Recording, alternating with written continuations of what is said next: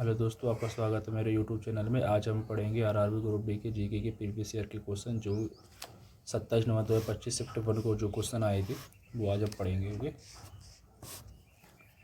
तो पहला क्वेश्चन है निम्नलिखित में से कौन सा पुरस्कार 22 भाषाओं के बाल साहित्य लेखकों को सम्मानित करता है।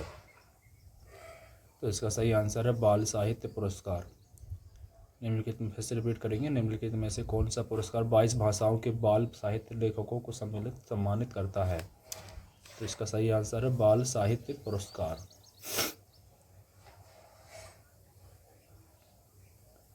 अब इसके हम कुछ की पॉइंट्स देखेंगे। बाल साहित्य पुरस्कार भारत की राष्ट्रीय साहित्य अकादमी द्वारा बाल साहित्य में उत्कृष्ट योगदान को मान्यता देने के लिए दिया जाने वाला पुरस्कार है। यह पुरस्कार भारत के संविधान की 8वीं अनुसूची के अनुसार 22 मान्यता प्राप्त भारतीय भाषाओं में लिखी गई कृतियों को शामिल करता है, जिसमें हिंदी, अंग्रेजी, बंगाली, तमिल और अन्य भाषा शामिल हैं। यह प्रतिवर्ष दिया जाता है और इसका उद्देश्य बाल साहित्य को बढ़ावा देना और उन लेखकों को प्रोत्साहित करना है जो इस शैली में महत्वपूर्ण योगदान करते हैं। इस पुरस्कार में एक प्रशस्ति पत्र, एक शॉल और एक मौद्रिक पुरस्कार शामिल है, जो बच्चों के लिए साहित्यिक संस्कृति को बढ़ाने में लेखकों के प्रयासों को स्वीकार करता है। बाल साहित्य पुरस्कार की स्थापना साहित्य अकादमी द्वारा 2010 में बाल साहित्य में साहित्यिक उत्कृष्टता को मान्यता देने में अंतर को भरने के लिए की गई थी। अब इसकी कुछ एडिशनल इन्फॉर्मेशन पढ़ेंगे। साहित्य अकादमी की स्थापना 1954 में भारत सरकार के तहत एक स्वायत्त संगठन के रूप में भारतीय भाषाओं में साहित्य को बढ़ावा देने के लिए की गई थी। यह संविधान की 22 अनुसूचित भाषाओं के अलावा अंग्रेजी और राजस्थानी सहित 24 भाषाओं में कार्यों को मान्यता देता है। यह साहित्यिक उत्कृष्टता को सम्मानित करने के लिए साहित्य अकादमी पुरस्कार और साहित्य अकादमी युवा पुरस्कार जैसे पुरस्कार भी प्रदान करता है। भारत में बाल साहित्य में युवा दर्शकों के लिए लिखी गई लोक कथाएं, नैतिक कहानियाँ और समकालीन उपन्यास शामिल हैं। Ruskin bond, R.K. नारायण और सुधा मूर्ति जैसे प्रसिद्ध लेखकों ने इस शैली में महत्वपूर्ण योगदान दिया है। साहित्य अकादमी युवा पुरस्कार, यह पुरस्कार 24 भाषाओं में उनके साहित्यिक योगदान के लिए 35 वर्ष से कम उम्र के होनहार युवा लेखकों को मान्यता देता है। भारत में युवा साहित्यिक प्रतिभा को प्रोत्साहित करने के लिए इसे 2011 में स्थापित किया गया था। भारत में अन्य साहित्यिक पुरस्कार है जो कि है पद्मश्री, भारत के सर्वोच्च नागरिक सम्मानों में से एक, जो साहित्य विभिन्न क्षेत्रों में विशिष्ट योगदान के लिए दिया जाता है। साहित्य रत्न, यह राष्ट्रीय स्तर पर मान्यता प्राप्त पुरस्कार नहीं है, लेकिन इसका उपयोग विभिन्न संगठनों द्वारा साहित्यिक उपलब्धियों को सम्मानित करने के लिए किया जाता है। इम्पोर्टेंट पॉइंट्स है इसमें। बाल साहित्य पुरस्कार विशेष रूप से बाल साहित्य को मान्यता देने के लिए बनाया गया है, जो सामान्य या वयस्क साहित्य के लिए बने अन्य साहित्य पुरस्कारों से अलग है। यह पुरस्कार बच्चों में पढ़ने की आदत को बढ़ावा देने के महत्व को बढ़ावा देता है, जो युवा दिमागों को आकार देने में साहित्य की भूमिका पर जोर देता है। 22 भाषाओं को शामिल करने से भारत में विविध सांस्कृतिक और भाषाई समूहों का प्रतिनिधित्व सुनिश्चित होता है। इस पुरस्कार ने कई लेखकों को बाल साहित्य में उद्यम करने के लिए प्रोत्साहित किया है, जिससे देश के साहित्यिक परिदृश्य को समृद्ध किया गया है। ठीक है गाइस, तो ये इसका डिस्क्रिप्शन था, जो भी एडिशनल इन्फॉर्मेशन थी। अब हम नेक्स्ट क्वेश्चन की तरफ पढ़ते हैं। नेक्स्ट क्वेश्चन है हमारा, निम्नलिखित में से किसने 16 जून 2025 को नए परिसर का उद्घाटन करते हुए अपने आंध्र प्रदेश क्षेत्रीय कार्यालय को विजयवाड़ा में स्थानांतरित कर दिया है। फिर से क्वेश्चन रिपीट करेंगे हम। निम्नलिखित में से किसने 16 जून 2025 को नए परिसर का उद्घाटन करते हुए अपने आंध्र प्रदेश क्षेत्रीय कार्यालय को विजयवाड़ा में स्थानांतरित कर दिया है। इसका सही आंसर होगा भारतीय रिजर्व बैंक। भारतीय रिजर्व बैंक, इसके कुछ की पॉइंट्स पढ़ेंगे हम। भारतीय रिजर्व बैंक RBI ने अपने आंध्र प्रदेश क्षेत्रीय कार्यालय को विजयवाड़ा में स्थानांतरित कर दिया और 16 जून 2025 को नए परिसर का उद्घाटन किया। कार्यालय को स्थानांतरित करने का निर्णय आंध्र प्रदेश के पुनर्गठन और अमरावती को इसकी राजधानी क्षेत्र के रूप में स्थापित करने के अनुरूप है, जिसके कारण विजयवाड़ा एक प्रमुख प्रशासनिक केंद्र बन गया है। विजयवाड़ा में RBI का क्षेत्रीय कार्यालय राज्य की बैंकिंग और वित्तीय जरूरतों को पूरा करेगा। जिससे हितधारकों के लिए बेहतर पहुंच और परिचालन दक्षता सुनिश्चित होगी। इस कदम का उद्देश्य आंध्र प्रदेश में आरबीआई की उपस्थिति को मजबूत करना भी है, जो कृषि, उद्योग और वाणिज्य के लिए एक महत्वपूर्ण राज्य है। उद्घाटन समारोह में आरबीआई और राज्य सरकार के शीर्ष अधिकारियों ने भाग लिया, जो इस क्षेत्र में आर्थिक विकास को बढ़ावा देने में इस विकास के महत्व पर जोर देता है। एडिशनल इन्फॉर्मेशन है। भारतीय reserve bank RBI. RBI Bharat का केंद्रीय बैंक और नियामक प्राधिकरण है, जो देश की मौद्रिक नीति के प्रबंधन और वित्तीय स्थिरता सुनिश्चित करने के लिए जिम्मेदार है। इसकी स्थापना 1 अप्रैल 1935 को भारतीय रिजर्व बैंक अधिनियम 1934 के तहत की गई थी। आरबीआई का मुख्यालय मुंबई में है और यह बैंकिंग नियमों, मुद्रा जारी करने और विदेशी मुद्रा भंडार के प्रबंधन की देखरेख करता है। यह आर्थिक विकास और स्थिरता को सुविधाजनक बनाने के लिए सरकारी नीतियों को लागू करने में महत्वपूर्ण भूमिका निभाता है। आरबीआई के क्षेत्रीय कार्यालय। आरबीआई वित्तीय संस्थानों के कुशल प्रशासन और निगरानी सुनिश्चित करने के लिए पूरे भारत में क्षेत्रीय कार्यालयों के एक नेटवर्क के माध्यम से काम करता है। यह कार्यालय बैंकिंग पर्यवेक्षण, मुद्रा प्रबंधन, वित्तीय समावेशन पहल और सार्वजनिक शिकायत निवारण जैसे विभिन्न कार्यों को संभालते हैं। विजयवाड़ा का आर्थिक महत्व। कृष्णा नदी के तट पर स्थित विजयवाड़ा आंध्र प्रदेश में एक प्रमुख वाणिज्यिक और प्रशासनिक केंद्र है। यह शहर कृषि, व्यापार और कनेक्टिविटी के लिए जाना जाता है, जिसमें रेलवे, रोडवेज और एयरवेज से युक्त एक मजबूत परिवहन नेटवर्क है। यह 2014 में आंध्र प्रदेश के पुनर्गठन के बाद सरकारी कार्यालयों और व्यवसायों के लिए एक प्रमुख केंद्र के रूप में उभरा है। आंध्र प्रदेश में बैंकिंग और वित्तीय क्षेत्र। आंध्र प्रदेश एक विविध अर्थव्यवस्था का घर है, जिसमें कृषि, जलीय कृषि, विनिर्माण और आईटी सेवाओं का महत्वपूर्ण योगदान है। विजयवाड़ा में आरबीआई कार्यालय की स्थापना से वित्तीय समावेशन को बढ़ावा मिलने और क्षेत्र में उद्योगों और उद्यमियों को बेहतर सहायता मिलने की उम्मीद है। इसके कुछ इंपॉर्टेंट पॉइंट्स गाइस, ये भी हम पढ़ते हैं। आंध्र प्रदेश का पुनर्गठन। 2014 में आंध्र प्रदेश राज्य का पुनर्गठन किया गया, जिससे तेलंगाना का एक अलग राज्य के रूप में गठन हुआ। अमरावती को आंध्र प्रदेश के एक नई राजधानी क्षेत्र के रूप में प्रस्तावित किया गया था, जिसमें विजयवाड़ा ने अपने प्रशासनिक ढांचे में महत्वपूर्ण भूमिका निभाई थी। क्षेत्रीय विकास में आरबीआई की भूमिका। किसी क्षेत्र में आरबीआई की उपस्थिति बेहतर बैंकिंग पर्यवेक्षण, नीति कार्यान्वयन और वित्तीय सेवाओं को सुविधाजनक बनाती है।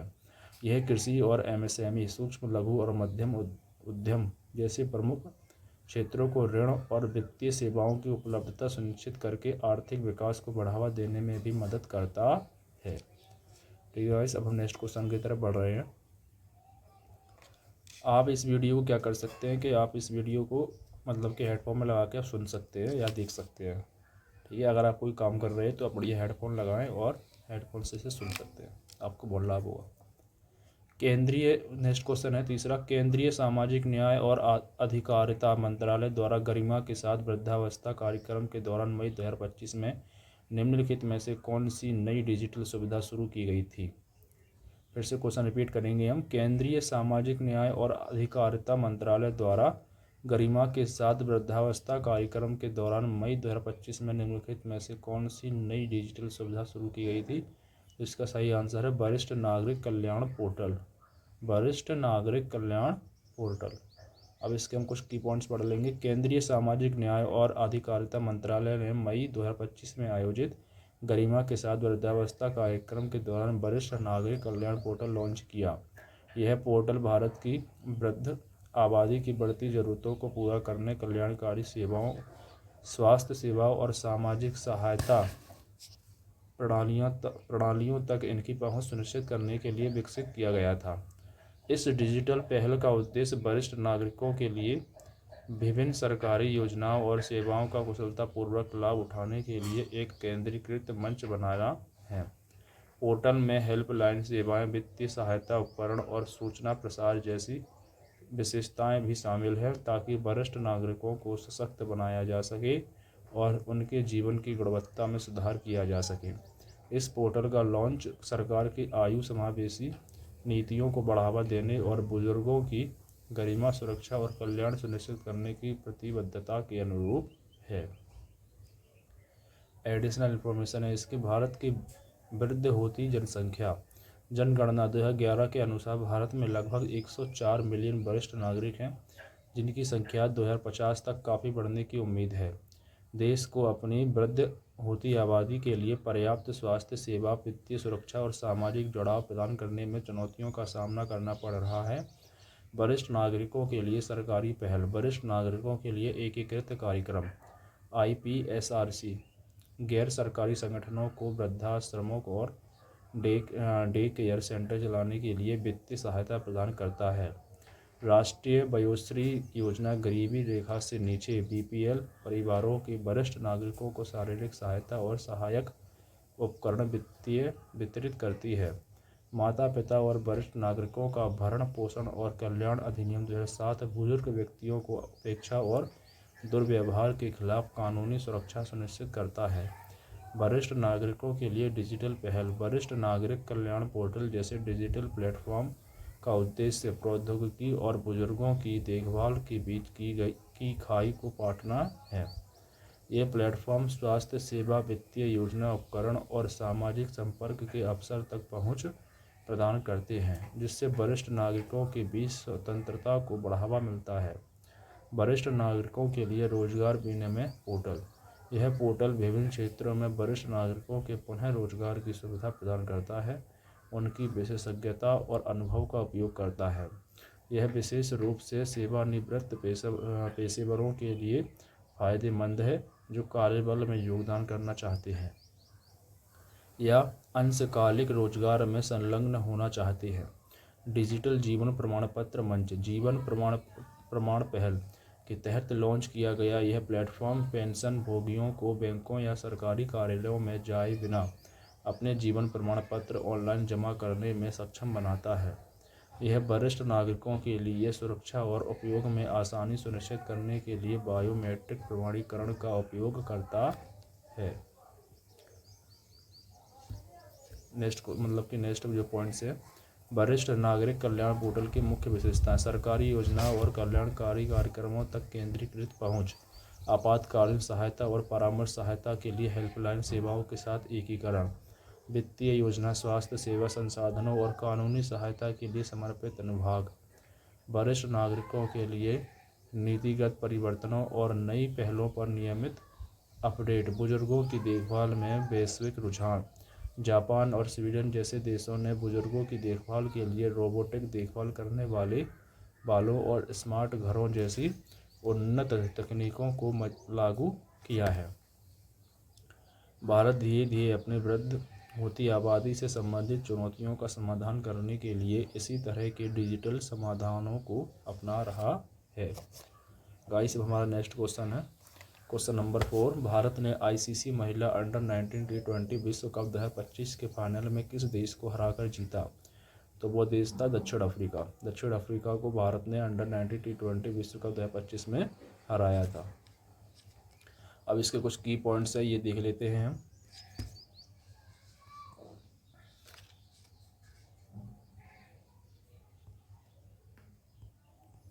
इसके कुछ की पॉइंट्स है देख लेंगे हम। ICC महिला अंडर-19 T20 विश्व कप 2025 भारत ने जीता, जो महिला क्रिकेट इतिहास में देश के लिए एक महत्वपूर्ण उपलब्धि है। भारत ने चैंपियनशिप खिताब हासिल करने के लिए फाइनल में दक्षिण अफ्रीका को हराया। इस जीत ने टूर्नामेंट में भारत के प्रभुत्व को उजागर किया। टूर्नामेंट में युवा भारतीय क्रिकेटरों द्वारा असाधारण प्रदर्शन देखा गया, जिसमें भारत में महिला क्रिकेट के भविष्य के लिए उनकी प्रतिभा और क्षमता का प्रदर्शन किया गया। फाइनल मैच एक उच्च ऊर्जा वातावरण में आयोजित किया गया था और भारत की जीत टूर्नामेंट में उनकी लगातार प्रदर्शन का प्रमाण थी। यह जीत विशेष रूप से उल्लेखनीय है क्योंकि यह क्रिकेट में भारत की मजबूत विरासत को जारी रखती है और अंतर्राष्ट्रीय महिला क्रिकेट प्रतियोगिताओं में देश की स्थिति को मजबूत करती है।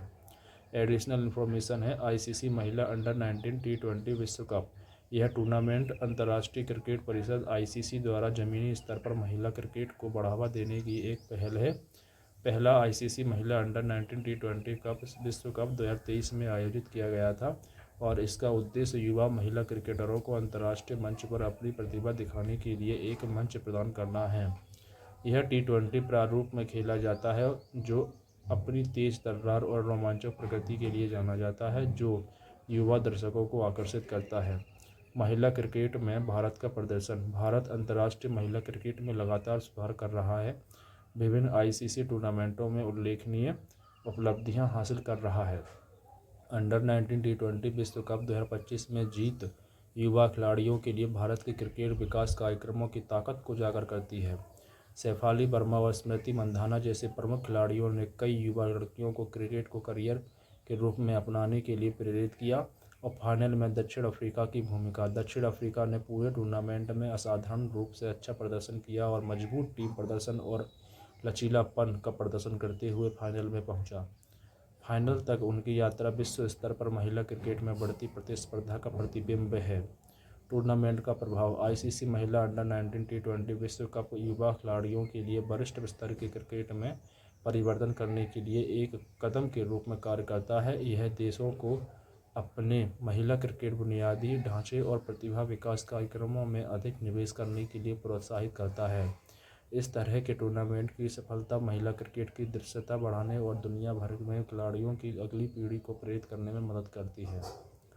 ठीक है दोस्तों, तो हमारा अब नेक्स्ट क्वेश्चन है क्वेश्चन नंबर 5। भारत ने 2025 में निम्नलिखित में से किस प्रतीक के सबसे बड़े मानव निर्माण के लिए एक नया गिनीज वर्ल्ड रिकॉर्ड बनाया है। फिर से रिपीट करेंगे क्वेश्चन। भारत ने 2025 में निम्नलिखित में से किस प्रतीक के सबसे बड़े मानव निर्माण के लिए एक नया गिनीज वर्ल्ड रिकॉर्ड बनाया है। तो वो है अशोक चक्र। अब इसके कुछ हम की पॉइंट्स देख लेंगे। अशोक चक्र, आगे इसके कुछ की पॉइंट्स है। भारत ने 2025 में अशोक चक्र के सबसे बड़े मानव निर्माण के लिए एक नया गिनीज वर्ल्ड रिकॉर्ड बनाया, जो शांति, धर्म और प्रगति का प्रतीक है। यह कार्यक्रम हजारों लोगों की भागीदारी के साथ हुआ, जो अशोक चक्र के जटिल डिजाइन को बनाने के लिए एक साथ आए, जो भारतीय राष्ट्रीय ध्वज पर प्रमुखता से प्रदर्शित है। अशोक चक्र में 24 तिल्लियाँ हैं, जो प्रेम, साहस, धैर्य और धार्मिकता जैसे 24 गुणों का प्रतिनिधित्व करती है, जो भारतीय सांस्कृतिक और दार्शनिक विरासत में महत्वपूर्ण है। यह रिकॉर्ड तोड़ने वाला कार्यक्रम एकता, देशभक्ति और उन मूल्यों को बढ़ावा देने के लिए आयोजित किया गया था, जो अशोक चक्र भारतीय समाज में प्रतीक है। गिनीज वर्ल्ड रिकॉर्ड टीम ने राष्ट्रीय ध्वज पर चित्रित अशोक चक्र के आयामों के लिए गठन की सटीकता और पालन को सत्यापित किया। एडिशनल इन्फॉर्मेशन है। अशोक चक्र सारनाथ में अशोक के सिंह राजधानी से लिया गया है, जो भारत की समृद्ध विरासत के सबसे प्रमुख प्रतीकों में से एक है। यह धर्म के पहिए का प्रतिनिधित्व करता है, जो सत्य, न्याय और प्रगति के सिद्धांतों को मूर्त रूप देता है। चक्र में 24 तिल्लियाँ जीवन चक्र और सद्भाव और संतुलन बनाए रखने के लिए आवश्यक गुणों का प्रतीक है। यह गति और गतिशीलता को दर्शाते हुए भारतीय राष्ट्रीय ध्वज के केंद्र में प्रमुखता से प्रदर्शित होता है। गिनीज वर्ल्ड रिकॉर्ड्स का महत्व। गिनीज वर्ल्ड रिकॉर्ड्स असाधारण करतबों और उपलब्धियों के दस्तावेजीकरण के लिए अंतर्राष्ट्रीय स्तर पर मान्यता प्राप्त प्राधिकरण है। भारत ने लगातार विभिन्न क्षेत्रों में रिकॉर्ड बनाए हैं, जो अपनी सांस्कृतिक, सामाजिक और वैज्ञानिक उपलब्धियों को प्रदर्शित करते हैं। अशोक चक्र के गठन जैसी घटनाएं राष्ट्र की एकता और सामूहिक भावना को उजागर करती है। अन्य उल्लेखनीय प्रतीक हैं। दिल का आकार विश्व स्तर पर प्रेम और करुणा के प्रतीक के रूप में मान्यता प्राप्त है। ओलंपिक छल्ले 5 महाद्वीपों की एकता और ओलंपिक भावना का प्रतिनिधित्व करते हैं। शांति प्रतीक व्यापक रूप से सद्भाव और संघर्ष की अनुपस्थिति को दर्शाने के लिए उपयोग किया जाता है। अशोक चक्र का ऐतिहासिक संदर्भ। चक्र का नाम सम्राट अशोक के नाम पर रखा गया है, जो भारत के महानतम शासकों में से एक है, जिन्होंने बौद्ध धर्म को अपनाया और शांति और धर्म के मूल्यों का प्रचार किया। यह सार्वभौमिक मूल्यों और नैतिक सिद्धांतों के प्रति भारत की प्रतिबद्धता की याद दिलाता है। इंपॉर्टेंट पॉइंट्स है गाइस यहाँ पे। गिनीज वर्ल्ड रिकॉर्ड सत्यापन। रिकॉर्ड तोड़ने वाले गठन के लिए अशोक चक्र को सटीक रूप से चित्रित करने के लिए सटीक योजना और निष्पादन की आवश्यकता थी। प्रतिभागियों को प्रतीक के डिज़ाइन और महत्व को समझने के लिए प्रशिक्षित किया गया था।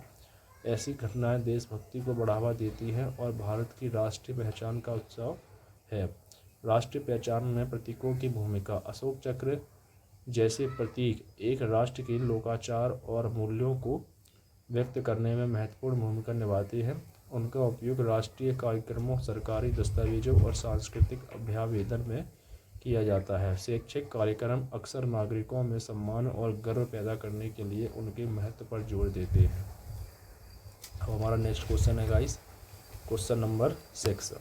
जनवरी 2025 में किस खेल में सबसे अधिक अर्जुन पुरस्कार प्राप्तकर्ता थे? तो वो खेल था पैरा एथलेटिक्स। ठीक है, फिर से क्वेश्चन रिपीट कर रहे हैं कि जनवरी 2025 में किस खेल में सबसे अधिक अर्जुन पुरस्कार प्राप्तकर्ता थे? तो इसका मतलब कि जो आंसर है वो है पैरा एथलेटिक्स। ओके, इसके हमको सब की पॉइंट्स देखेंगे, एडिशनल इन्फॉर्मेशन देखेंगे और इंपॉर्टेंट पॉइंट्स देखेंगे। की पॉइंट्स है इसके, पैरा एथलेटिक्स में जनवरी 2025 में अर्जुन पुरस्कारों के सबसे अधिक प्राप्तकर्ता थे जो विभिन्न खेल विषयों में विकलांग भारतीय एथलीटों की असाधारण उपलब्धियों को पहचानते हैं। अर्जुन पुरस्कार भारत के सबसे प्रतिष्ठित राष्ट्रीय खेल सम्मानों में से एक है, जिसका उद्देश्य खेलों में उत्कृष्ट प्रदर्शन को स्वीकार करना है। पैरा एथलीटों की एक महत्वपूर्ण संख्या को उनके उल्लेखनीय योगदान के कारण अर्जुन पुरस्कार मिला, जिसमें पैरालंपिक और विश्व पैरा एथलेटिक्स चैंपियनशिप जैसी अंतर्राष्ट्रीय प्रतियोगिताओं में पदक शामिल है। पैरा एथलेटिक्स के लिए बढ़ी हुई मान्यता समावेशी खेल संस्कृति को बढ़ावा देने और विकलांग एथलीटों का समर्थन करने पर भारत के ध्यान को दर्शाती है। प्रमुख पुरस्कार विजेताओं में track and field, wheel chair sports और पावर लिफ्टिंग जैसे आयोजनों में उत्कृष्ट प्रदर्शन करने वाले एथलीट शामिल हैं, जो पैरा एथलेटिक्स को पुरस्कार विजेताओं के मामले में अग्रणी श्रेणी बनाते हैं। एडिशनल इन्फॉर्मेशन है, अर्जुन पुरस्कार 1961 में स्थापित अर्जुन पुरस्कार खेलों में उत्कृष्टता का सम्मान करता है और भारत सरकार के युवा मामले और खेल मंत्रालय द्वारा प्रदान किया जाता है। प्राप्तकर्ताओं का चयन राष्ट्रीय और अंतर्राष्ट्रीय स्तरों पर उनके प्रदर्शन के साथ साथ खेलों के माध्यम से दूसरों को प्रेरित करने की उनकी क्षमता के आधार पर किया जाता है। पुरस्कार में अर्जुन की कांस्य प्रतिमा, एक प्रमाण पत्र और एक नकद पुरस्कार शामिल है। ये ओलंपिक और पैरालंपिक खेलों के साथ साथ स्वदेशी और गैर ओलंपिक खेलों में उपलब्धियों को मान्यता देता है। पैरा एथलेटिक्स शारीरिक अक्षमताओं वाले एथलीटों के लिए डिज़ाइन किए गए खेलों की एक श्रेणी है, जिसमें दौड़ना, कूदना, फेंकना और व्हील चेयर रेसिंग जैसे कार्यक्रम शामिल है। भारत ने पैरा एथलेटिक्स में महत्वपूर्ण प्रगति की है, जिसमें देवेंद्र झांझरिया और मरियप्पन थंगावेलु जैसे एथलीटों ने वैश्विक मान्यता प्राप्त की है। पैरालंपिक खेल पैरा एथलीटों के लिए शिखर कार्यक्रम के रूप में काम करते हैं, जो उच्चतम स्तर पर प्रतिस्पर्धा करने के अवसर प्रदान करते हैं। भारत के पैरा एथलीटों ने टोक्यो 2020 पैरालंपिक जैसे आयोजनों से कई पदक जीते हैं, जिससे विकलांग एथलीटों के लिए जागरूकता और समर्थन बढ़ा है। समावेशी खेल पहल, भारत सरकार ने विकलांग व्यक्तियों के बीच खेलों को बढ़ावा देने के लिए कई योजनाएं शुरू की हैं, जैसे कि खेलो इंडिया कार्यक्रम। पैरा एथलीटों के लिए विश्व स्तरीय सुविधाएं और समर्थन प्रदान करने के लिए विशेष प्रशिक्षण केंद्र और वित्त पोषण तंत्र स्थापित किए गए हैं। Target Olympic podium scheme TOPS जैसे कार्यक्रमों को पैरा एथलीटों तक बढ़ाया गया है, जिससे यह सुनिश्चित होता है कि उन्हें पर्याप्त वित्तीय और कोचिंग सहायता मिले। अन्य खेल श्रेणियां, हॉकी, अंतर्राष्ट्रीय हॉकी टूर्नामेंटों में भारत की विरासत के कारण अर्जुन पुरस्कार प्राप्तकर्ताओं के लिए ऐतिहासिक रूप से एक लोकप्रिय श्रेणी है। Athletics track and field event को कवर करता है, जिसमें पुरस्कार विजेता अक्सर ओलंपिक और एशियाई खेलों जैसी अंतर्राष्ट्रीय प्रतियोगिताओं में उत्कृष्ट प्रदर्शन करते हैं। शूटिंग एक उच्च उपलब्धि वाली श्रेणी, जहां भारतीय निशानेबाजों ने ओलंपिक और राष्ट्रमंडल खेलों जैसे आयोजनों में कई पदक जीते। इम्पोर्टेंट पॉइंट्स हैं, पैरा एथलीटों के लिए मान्यता, अर्जुन पुरस्कार प्राप्त करने वाले पैरा एथलीट समावेशी खेलों के लिए बढ़ते समर्थन का संकेत देते हैं। वैश्विक प्लेटफॉर्मों पर पैरा एथलेटिक्स में भारत के प्रदर्शन से बढ़ी हुई स्वीकृति और वित्त पोषण के अवसर मिले हैं।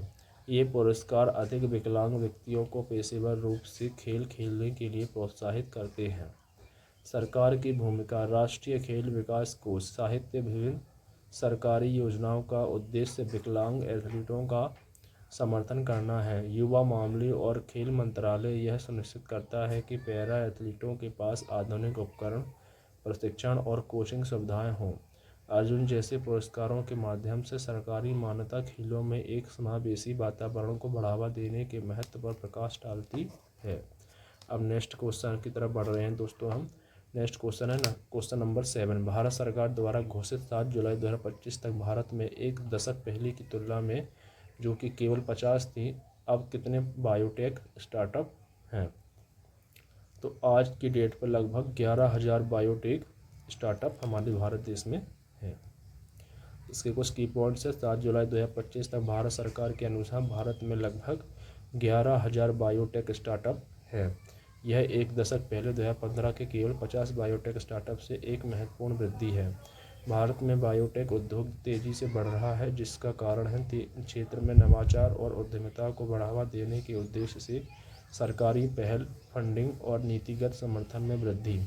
भारत का बायोटेक क्षेत्र मेक इन इंडिया और स्टार्टअप इंडिया जैसी पहलों द्वारा समर्थित है, जो स्वास्थ्य सेवा, कृषि, बायो इन्फॉर्मेटिक्स और औद्योगिक और जैव प्रौद्योगिकी जैसे क्षेत्रों में नवाचार को प्रोत्साहित करते हैं। देश अब विश्व स्तर पर शीर्ष 12 बायोटेक गंतव्यों में से एक है और एशिया प्रशांत क्षेत्र में तीसरे स्थान पर है। बायोटेक पार्कों, इनक्यूबेटरों और अनुसंधान संस्थानों की स्थापना सरकारी योजनाओं के साथ मिलकर जैव प्रौद्योगिकी डोमेन में स्टार्टअप के लिए एक अनुकूल पारिस्थितिकी तंत्र बनाया है। एडिशनल इन्फॉर्मेशन है। भारत में जैव प्रौद्योगिकी उद्योग। भारतीय जैव प्रौद्योगिकी उद्योग का मूल्य लगभग $100 बिलियन है, जिसके आने वाली वर्षों में तेज़ी से बढ़ने का अनुमान है।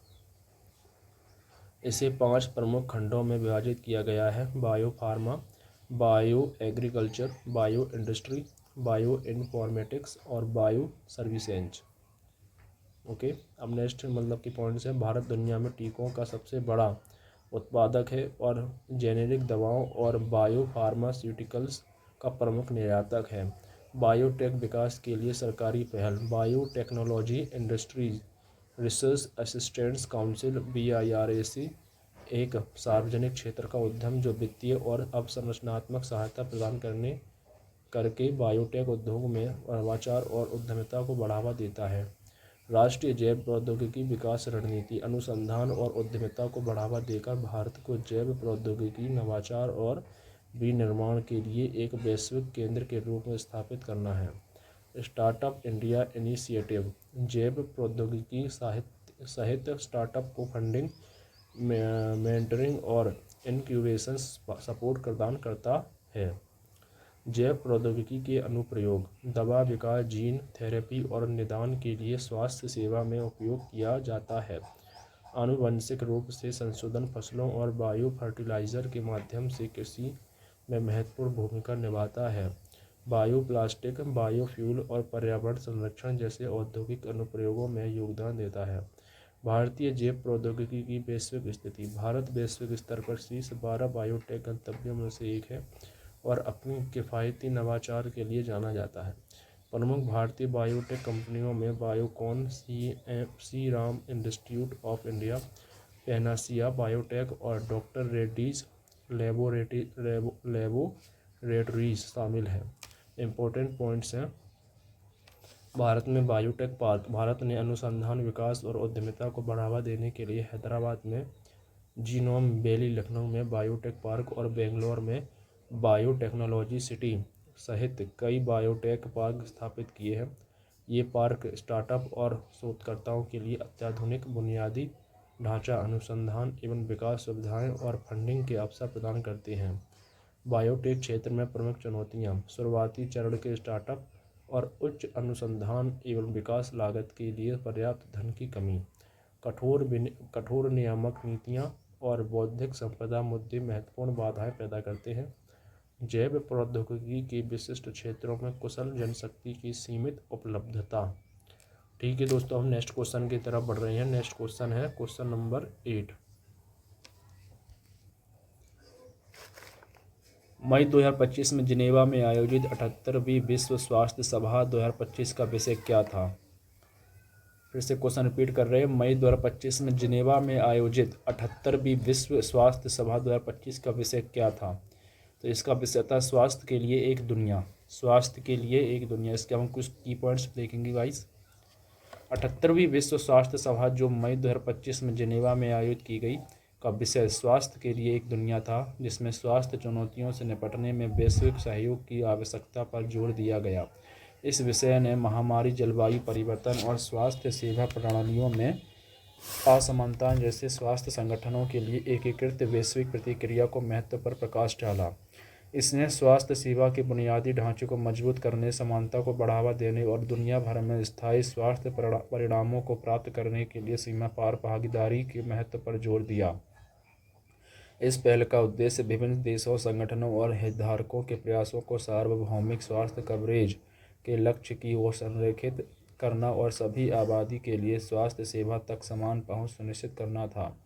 सभा में स्वास्थ्य मंत्रियों, नीति निर्माताओं और अंतर्राष्ट्रीय संगठनों को भविष्य की वैश्विक स्वास्थ्य चुनौतियों का सामना करने में सक्षम लचीली स्वास्थ्य प्रणालियों के निर्माण के लिए रणनीतियों पर चर्चा करने के लिए एक साथ लाया गया था। एडिशनल इन्फॉर्मेशन है गाइस। विश्व स्वास्थ्य सभा WHA, विश्व स्वास्थ्य संगठन WHC मतलब कि विश्व स्वास्थ्य संगठन, वर्ल्ड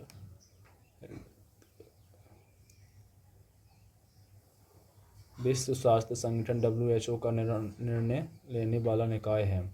इसमें सभी WHO सदस्य राज्यों के प्रतिनिधिमंडल भाग लेते हैं और वैश्विक आबादी को प्रभावित करने वाले प्रमुख स्वास्थ्य मुद्दों और नीतियों पर ध्यान केंद्रित किया जाता है। WHA की वार्षिक बैठक जिनेवा, स्विट्जरलैंड में होती है और यह वैश्विक स्वास्थ्य चर्चाओं के लिए एक मंच के रूप में कार्य करती हैं।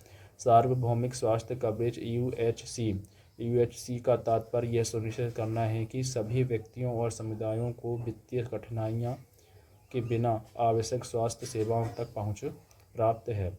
यह संयुक्त राष्ट्र सतत विकास लक्ष्यों SDG सस्टेनेबल डेवलपमेंट गोल 3 का एक प्रमुख घटक है, जिसका उद्देश्य सभी के लिए स्वास्थ्य और कल्याण प्राप्त करना है। UHC के तहत प्रयासों में स्वास्थ्य सेवा के बुनियादी ढांचे में सुधार, असमानताओं को कम करना और सस्ती स्वास्थ्य सेवाएं प्रदान करना शामिल है। चर्चा की गई स्वास्थ्य चुनौतियां। सभा ने कोविड-19 महामारी, उभरते संक्रामक रोगों और वैक्सीन इक्विटी जैसे दबाव वाले वैश्विक स्वास्थ्य मुद्दों को संबोधित किया। इसने जलवायु परिवर्तन और स्वास्थ्य पर इसके प्रभाव पर भी ध्यान केंद्रित किया, खासकर कमजोर क्षेत्रों जैसे कम आय वाले देशों में। स्वास्थ्य आपात स्थितियों के लिए वैश्विक तैयारी और प्रतिक्रिया को बढ़ाने के लिए रणनीतियों पर चर्चा की गई। वैश्विक स्वास्थ्य भागीदारी। विश्व स्वास्थ्य के लिए एक दुनिया ने देशों और गैर सरकारी संगठनों और WHO, यूनिसेफ और गावी जैसे अंतर्राष्ट्रीय संगठनों के बीच भागीदारी के महत्व को रेखांकित किया। इन साझेदारियों का उद्देश्य टीकों और चिकित्सा आपूर्ति सहित स्वास्थ्य संसाधनों का समान वितरण सुनिश्चित करना है। सहयोग ने स्वास्थ्य सेवा प्रणालियों को मजबूत करने के लिए कम संसाधन वाली सेटिंग्स में क्षमता निर्माण पर भी ध्यान केंद्रित किया। इम्पोर्टेंट पॉइंट्स है वैश्विक स्वास्थ्य निधि। WHA ने समान स्वास्थ्य सेवा वितरण प्राप्त करने के लिए वैश्विक स्वास्थ्य वित्त पोषण की भूमिका पर जोर दिया। इम्पोर्टेंट पॉइंट्स हैं गाइस। वैश्विक स्वास्थ्य निधि। WHA ने समान स्वास्थ्य सेवा वितरण प्राप्त करने के लिए वैश्विक स्वास्थ्य वित्त पोषण की भूमिका पर जोर दिया। इसने स्वास्थ्य सेवा प्रणालियों में निरंतर निवेश का आह्वान किया, खासकर विकासशील देशों में। वित्त पोषण प्राथमिकताओं में महामारी की तैयारी, वैक्सीन विकास और प्राथमिक स्वास्थ्य सेवा प्रणाली शामिल है। जलवायु परिवर्तन और स्वास्थ्य। सभा ने वैश्विक स्वास्थ्य पर जलवायु परिवर्तन के प्रभाव पर चर्चा की, जिसमें बढ़ते तापमान, वेक्टर जनित रोग और वायु प्रदूषण शामिल है। इसने सदस्य राज्यों को अपने स्वास्थ्य नीतियों और कार्य योजनाओं में जलवायु लचीलापन को एकीकृत करने के लिए प्रोत्साहित किया। भविष्य की दिशाएं। WHA ने गुणवत्तापूर्ण स्वास्थ्य सेवा तक पहुंच में सुधार करके वैश्विक स्वास्थ्य इक्विटी प्राप्त करने के लिए भविष्य के लक्ष्य निर्धारित किए और इसने महामारी की तैयारी और प्रतिक्रिया तंत्र को बढ़ाने के लिए एक अंतर्राष्ट्रीय ढांचे के निर्माण का भी प्रस्ताव रखा। ठीक है गाइस, हम नेक्स्ट क्वेश्चन की तरफ बढ़ रहे हैं। नेक्स्ट क्वेश्चन है क्वेश्चन नंबर है 9। जून 2025 में ULLAS new India literacy programme के तहत कौन सा राज्य पूरी तरह से कार्यात्मक रूप से साक्षर होने के रूप में मान्यता प्राप्त तीसरा भारतीय राज्य बन गया है? तो इसका सही आंसर है त्रिपुरा, जो कि अब पूर्ण रूप से साक्षर हो गया है, जो कि भारत का तीसरा राज्य है। आप लोग कमेंट में बता सकते हैं कि पहला और दूसरा राज्य कौन सा है। इसके कुछ की पॉइंट्स है। त्रिपुरा जून 2025 में ULS new India literacy programme के तहत पूरी तरह से कार्यात्मक रूप से साक्षर होने का दर्जा प्राप्त करने वाला तीसरा भारतीय राज्य बन गया है। राज्य ने यह सुनिश्चित करके कार्यात्मक साक्षरता प्राप्त की कि 15 वर्ष से अधिक आयु के सभी व्यक्ति पढ़ लिख और बुनियादी अंकगणितीय क्रियाएं कर सकते हैं, जो शिक्षा पहुंच में सुधार की दिशा में एक महत्वपूर्ण मील का पत्थर है। ULS new India literacy programme का उद्देश्य 15 वर्ष और उससे अधिक आयु के उन व्यक्तियों को सार्वभौमिक कार्यात्मक साक्षरता और संख्यात्मकता प्रदान करना है जिन्होंने औपचारिक स्कूली शिक्षा का अवसर खो दिया। त्रिपुरा 2 अन्य राज्यों केरल और बिहार के मार्ग का अनुसरण करता है, जिन्हें पहले पूरी तरह से कार्यात्मक रूप से साक्षर राज्यों के रूप में मान्यता दी गई थी। यह पहले शिक्षकों, स्वयंसेवकों और समुदाय के सदस्यों की सक्रिय भागीदारी के साथ लागू की गई थी, जिसने राज्य की सफलता में महत्वपूर्ण योगदान दिया। एडिशनल इन्फॉर्मेशन है। ULS के new India literacy programme, ULLAS का मतलब understanding life long learning for all in society है और यह भारत सरकार द्वारा वयस्क निरक्षरता को खत्म करने की एक पहल है।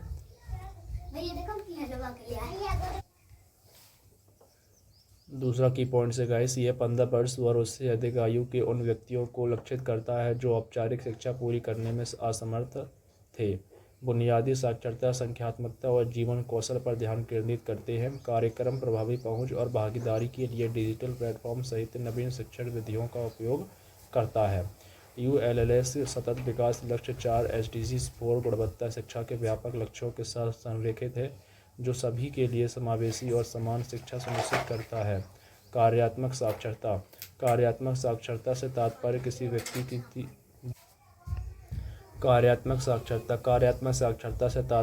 व्यक्ति के दिन प्रतिदिन के कामकाज और आर्थिक भागीदारी के लिए आवश्यक बुनियादी अंकगणितीय क्रियाओं को पढ़ने, लिखने और करने की क्षमता से है। इसमें फॉर्म भरना, लेबल पढ़ना और बजट और वित्तीय लेन देन जैसे गणना करना जैसे कौशल शामिल है।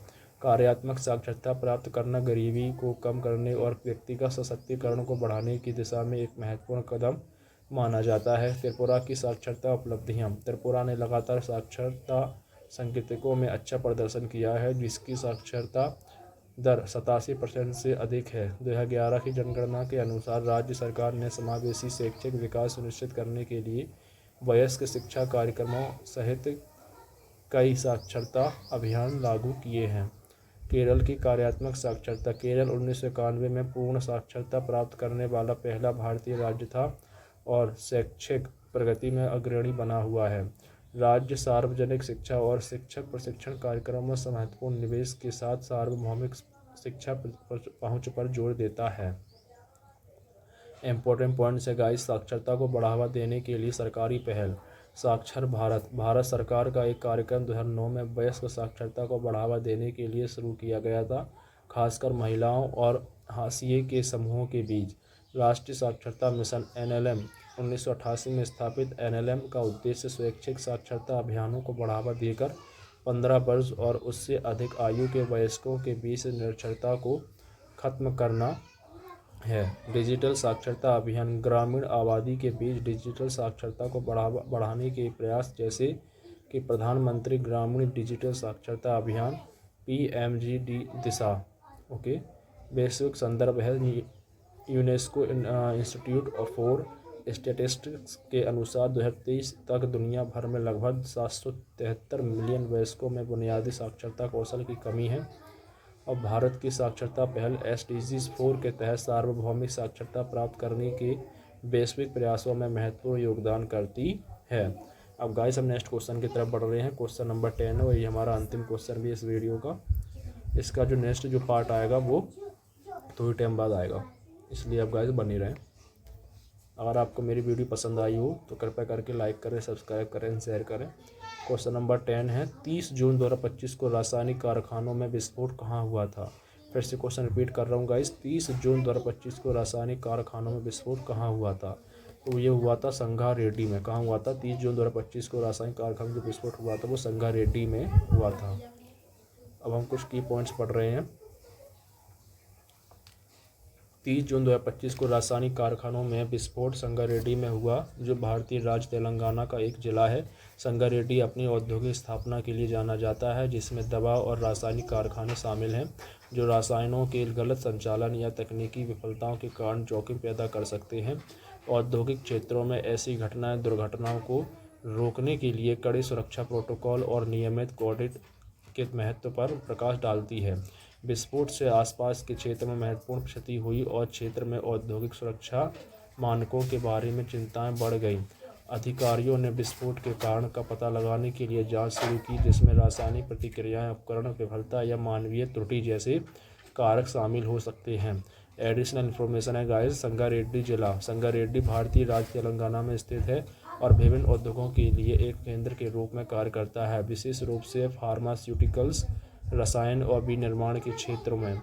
यह राज्य की राजधानी हैदराबाद के करीब स्थित है, जो इसे औद्योगिक विकास के लिए एक रणनीतिक स्थान बनाता है। जिले में पटन चेरू औद्योगिक क्षेत्र भी है, जो तेलंगाना के प्रमुख औद्योगिक क्षेत्रों में से एक है। औद्योगिक दुर्घटनाएं सुरक्षा उपायों में लापरवाही, उपकरण विफलता, रसायनों के अनुचित संचालन या श्रमिकों के लिए प्रशिक्षण की कमी जैसे कारकों के कारण होती है।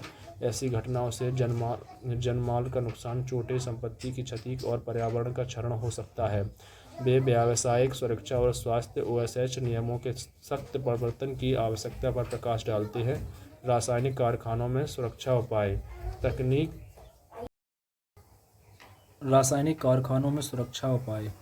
तकनीकी विफलताओं को रोकने के लिए मशीनरी और उपकरणों का नियमित निरीक्षण और रखरखाव महत्वपूर्ण है। खतरनाक सामग्रियों को सुरक्षित रूप से संभालने के लिए श्रमिकों के लिए मानक संचालन प्रक्रियाओं SOP का कार्यान्वयन और प्रशिक्षण जरूरी है। गलत संचालन के कारण होने वाली दुर्घटनाओं से बचने के लिए रसायनों का उचित भंडारण और लेबलिंग करना बहुत जरूरी है। आपातकालीन प्रतिक्रिया प्रणाली, जिसमें कि अग्निशमन उपकरण, निकासी योजनाएं और चिकित्सा सुविधाएं शामिल है, दुर्घटनाओं के प्रभाव को कम करने के लिए आवश्यक है। औद्योगिक दुर्घटनाओं के उदाहरण। 1984 में भोपाल गैस त्रासदी सबसे कुख्यात औद्योगिक आपदाओं में से एक है, जो मध्य प्रदेश में एक कीटनाशक संयंत्र से मिथाइल आइसोसाइनेट के रिसाव के कारण हुई थी। 2020 में विशाखापत्तनम गैस रिसाव में एक रासायनिक संयंत्र से स्टाइरीन गैस का रिसाव शामिल था, जिससे मौतें और स्वास्थ्य समस्याएं हुईं। ऐसी घटनाएं पिछली विफलताओं से सीखने और निवारक उपायों को लागू करने के महत्व पर जोर देती है। इम्पोर्टेंट पॉइंट्स अब देख ले रहे हैं हम लोग। कानूनी ढांचा। कारखाना अधिनियम 1948 भारत के कारखानों में श्रमिकों की सुरक्षा, स्वास्थ्य और कल्याण को नियंत्रित करता है। यह नियोक्ताओं को उचित सुरक्षा उपकरण, प्रशिक्षण और आपातकालीन प्रतिक्रिया तंत्र प्रदान करने का आदेश देता है। सुरक्षा नियमों का पालन करने में विफलता के परिणामस्वरूप कानूनी दंड और संचालन बंद हो सकते हैं। पर्यावरणीय प्रभाव। पॉइंट नंबर 1, रासायनिक विस्फोटों के परिणाम स्वरूप वायु और जल प्रदूषण को हो सकता है, जिससे आसपास के समुदायों और पारिस्थितिकी तंत्र प्रभावित होते हैं। पॉइंट नंबर 2, दीर्घकालिक पर्यावरणीय क्षति को कम करने के लिए खतरनाक कचरे का उचित निपटान और रोकथाम आवश्यक है। सरकारी पहल। पॉइंट नंबर 1, राष्ट्रीय आपदा प्रबंधन प्राधिकरण NDMA औद्योगिक आपदाओं के प्रबंधन और जोखिमों को कम करने के लिए दिशा निर्देश प्रदान करता है। राज्य सरकारें अक्सर सुरक्षा ऑडिट करने और नियमों का अनुपालन सुनिश्चित करने के लिए उद्योगों के साथ सहयोग करती हैं। अगर आपको मेरी वीडियो पसंद आई तो कृपया करके लाइक करें, शेयर करें, सब्सक्राइब करें और ऐसे ही वीडियोस देखने के लिए हमारे साथ बने रहें। धन्यवाद।